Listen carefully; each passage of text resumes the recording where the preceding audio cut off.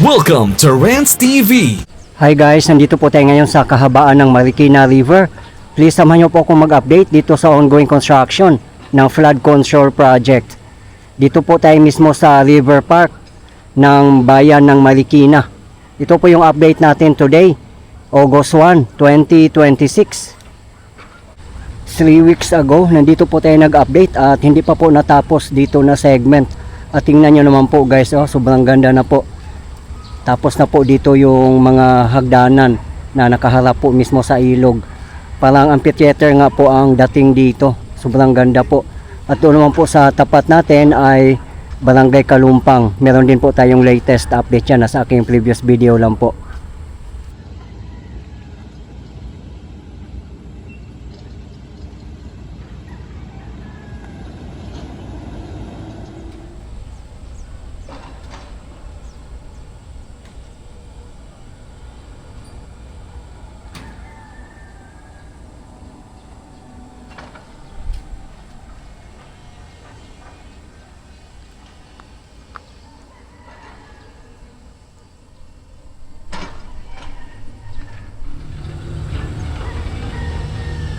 Dito naman na area, magkakaroon din po ng mga hagdanan dito.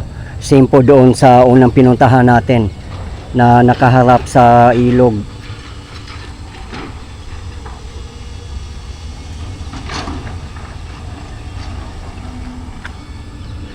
Ito po yung existing na riverwalk.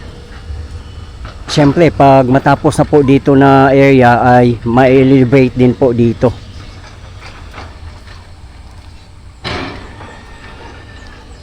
Ito yung area ng Barangay Santa Elena.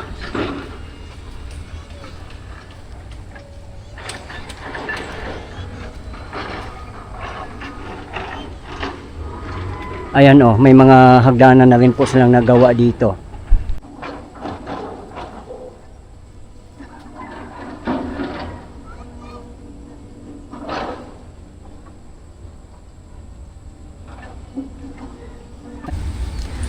Ayan po ang drainage system. Yan po ang ginagamit nila na mga sheet pile na may kasama na pong I-beam. Nasa 20 feet din po ang haba niyan, kaya nakabaon po yan sa malalim. Kaya napakatibay po ang foundation ng flood control dito. Iba po talaga pag Japanese technology. Talagang kompleto po sila sa mga machineries and equipments. Kaya no doubt na high quality po ang kanilang mga projects. Kahit dito po ay nagawa na rin po ang mga hagdanan.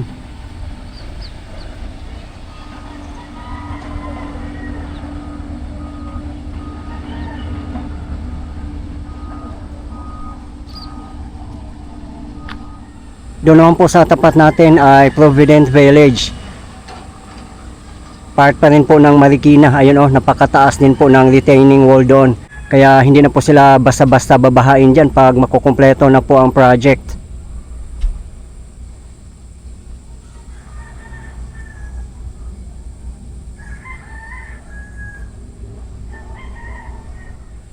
Sa mga hindi po nakakaalam, ang mga contractors po dito ay joint venture ng Toyo Construction Company Limited and Shimizu Corporation. Sila po ay mga Japanese construction firms. At yung mga workers naman po ay mga Filipino, kaya nagkaroon pa rin po ng job opportunity ang ating mga kababayan. Ang kabuuang project naman po from Marikina Bayan in Marikina City up to Barangay Manggahan in Pasig City ay funded po ng JICA or Japan International Cooperation Agency. Kabilaan po ang project guys, kaya napakalaki po ng project na ito. Kaya napakaganda po kung matatapos na po yung kabuuang project, kasi hindi lang po ito pambaha kundi pasyalan na rin po natin. Magkakaroon po dito ng River Park, Esplanade at iba pa. Napakaswerte din po ng mga taga Marikina City, Quezon City and Pasig City kasi hindi po tinipid ang kanilang flood control project. Napakaganda po at napakatibay kasi gawa po ng Japanese construction firms.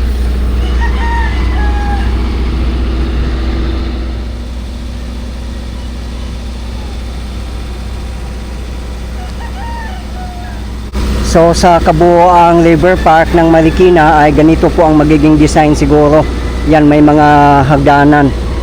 Parang amphitheater po ang dating. Siguro ganito ang design, kabilaan po. Napakaganda guys, no?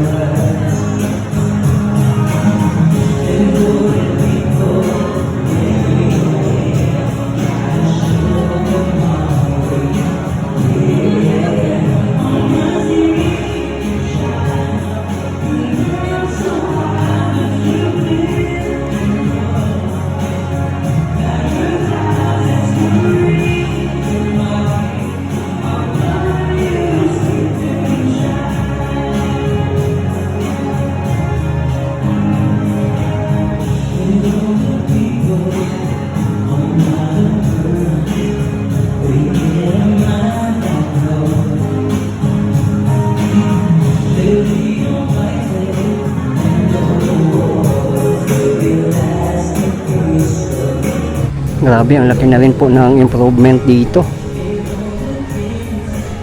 Kabilaan na po talaga ang kanilang pagtatrabaho kahit sa ibang segment.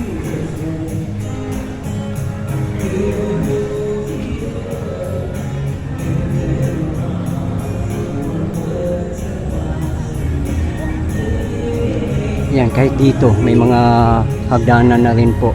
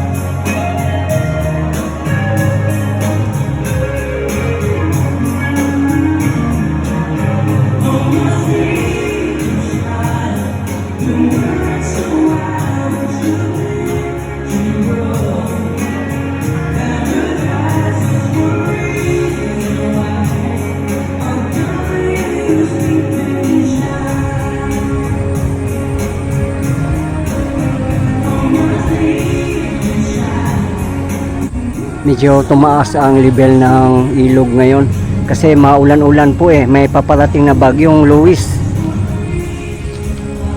Siguro malakas ang ulan sa taas natin. Sa mga hindi po nakakaalam, ang pinaka-source po ng Marikina River ay nanggagaling po ito sa kabundukan ng Sierra Madre, doon po sa taas natin. Madadaanan po ang mga lugar ng San Mateo Rizal, Marikina City, Quezon City, Pasig City at iba pang mga lugar. Didiretso po ito papuntang Laguna Dibay, Pasig River at didiretso na po sa pinakababa sa Manila Bay.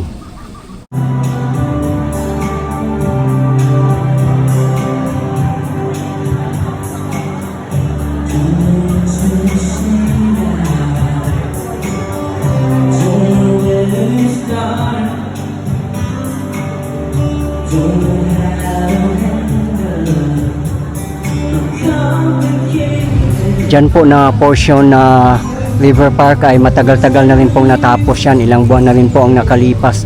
Kaya buhay na po ang mga restaurants and cafes dito.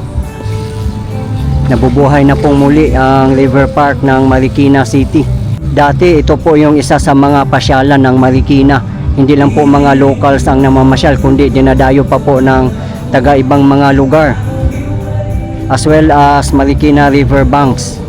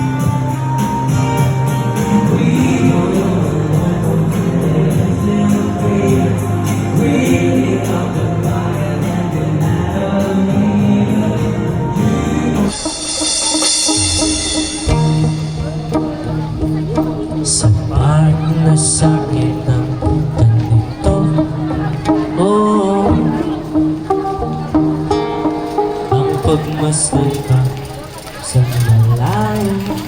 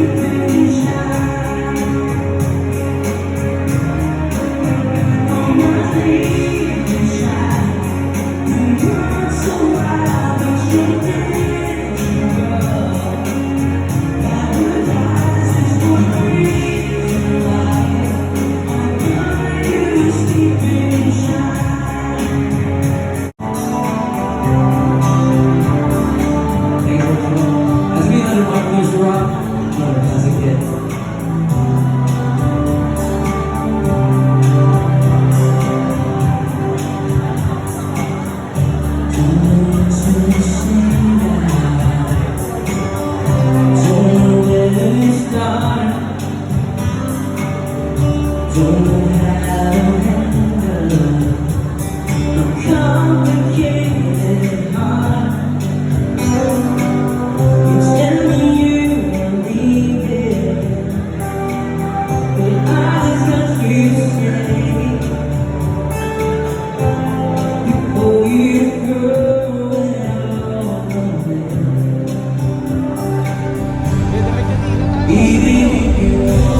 Napakalawak din ng River Park. Ayan o, daming ang mga sasakyan nakapark dito. Sobrang luwag po.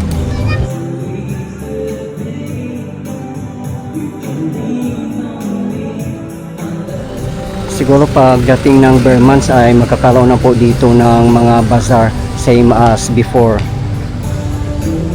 Pero ilang years din po yata natigil yung mga bazaar dito dahil nga po sa construction ng flood control. Pero since tapos naman po dito na segment, malamang magkakaroon na po dito ng bazaar. Ngayon pa nga lang po ay marami na pong namamasyal. At mataas na rin po dito ang flood control kaya hindi na rin po basta-basta aapaw ang ilog dito.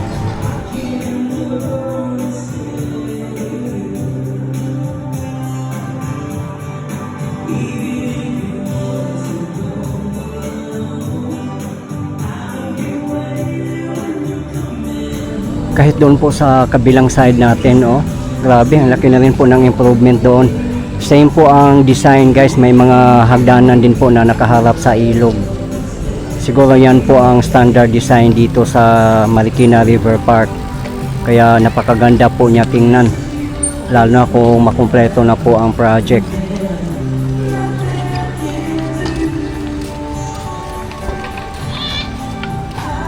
Parami po ang namamasyal ngayon kasi tumigil na po yung ulan.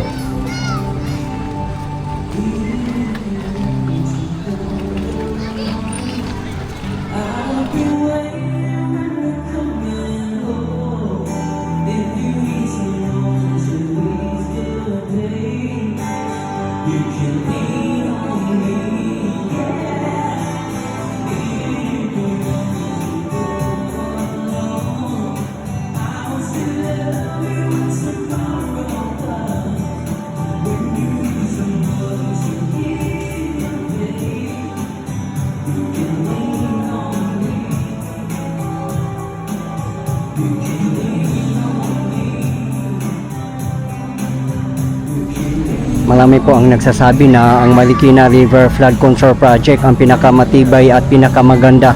No doubt po yan guys, napapanood naman po natin sa ating mga updates.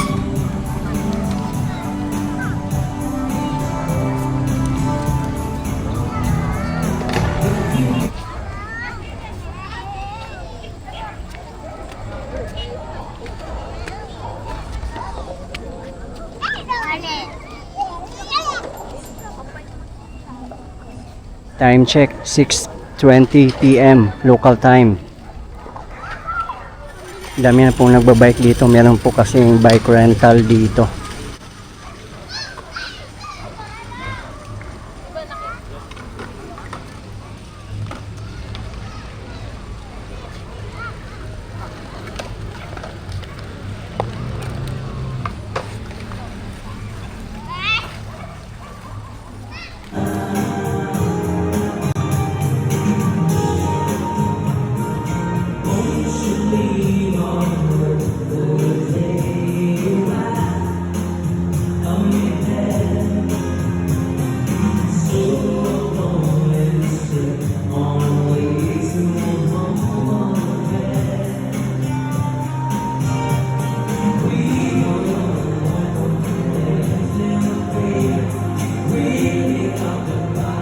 Ayan po ang JP Rizal Bridge.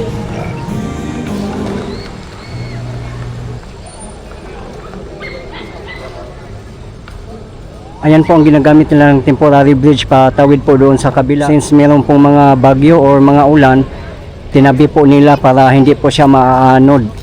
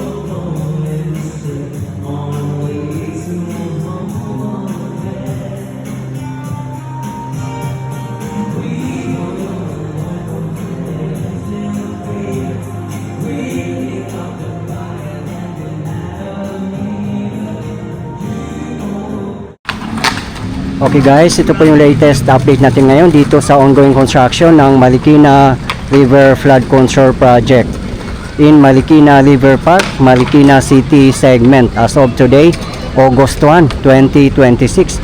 Maraming salamat po sa patuloy niyong suporta at panonood ng aking mga videos. I really appreciate po.